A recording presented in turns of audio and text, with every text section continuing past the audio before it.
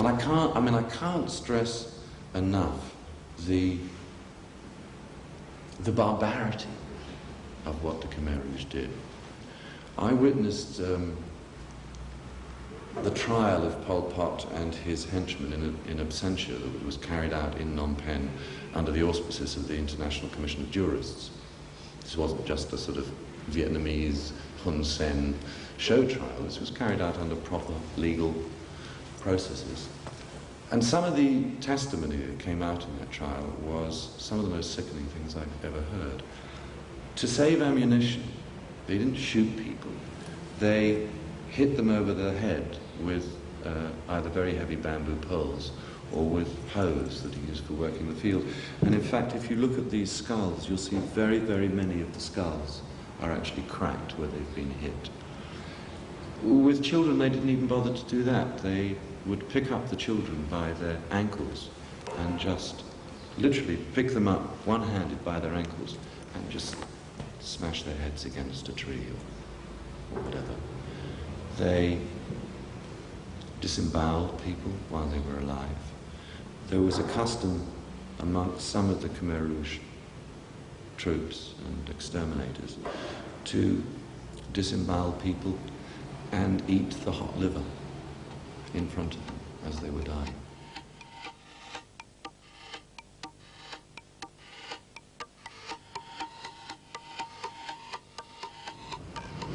It's hard to encompass. I mean, each one is a human being, and you know each one is a human being.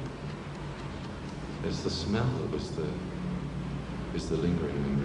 I remember once up near Siem Reap coming across a mass grave, and they'd cleared an area of the jungle, and they were very near to the surface. And there were bones and things sticking out of the ground. And I didn't realize, to begin with, the extent of this mass grave. I started to walk, and as I walked, there was kind of crunching, and I suddenly realized that every step I was breaking bones.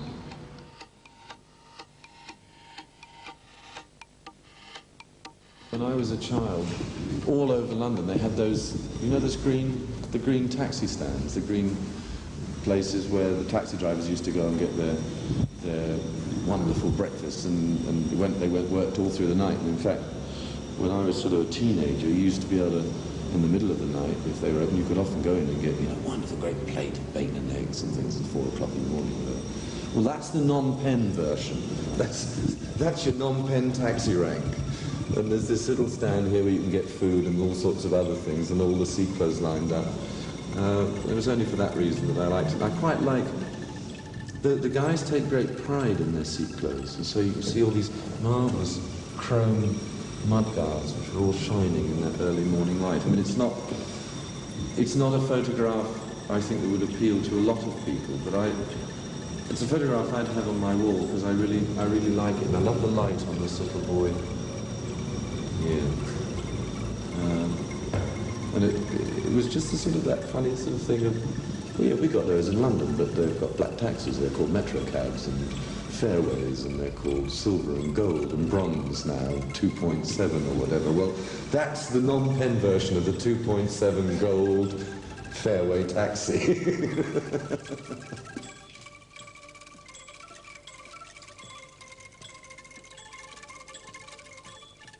In the early days, you know, there was a terribly kind of missionary thing about the people who came to, in quotes, help. What they did most of the time was dish out something like 10,000 Valium a day, and T-shirts. You know, the evangelists came with T-shirts, and there's one photograph I have of a girl of about 11, 12 years old, you know, bare feet, very underfed, wearing a T-shirt saying, "Jesus loves you." You know, I mean, it's bizarre, you know, because I bet from her point of view it didn't feel like Jesus loved her, you know, at all.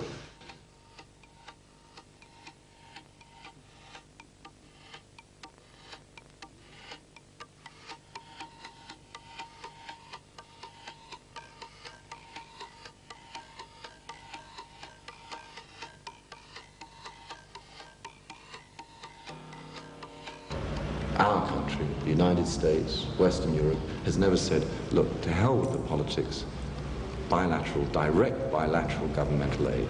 The trouble is they were they were liberated by people who came from the wrong side of the Cold War, so they don't count, you know. They don't exist. A British diplomat said to an aid worker in Bangkok of Cambodia last year, our relationship with the United States and our relationship with China is far more important than our relationship with Cambodia.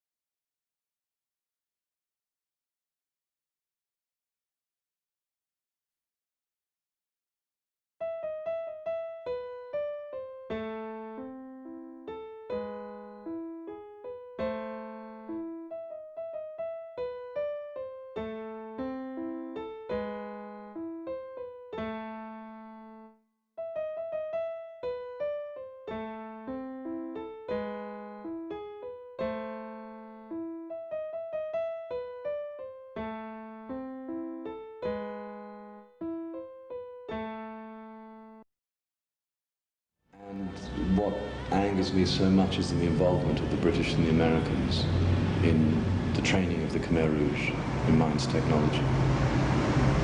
One of the tricks they have is that they wait by the tracks that people use to take the buffalo to water. And they wait until the people have gone down with the buffalo at the end of the day. Then they run in and they put the mines in. So when the people come back, having already walked the track and thinking it's safe, boom. And the trouble is, I mean, it's happening all over the country.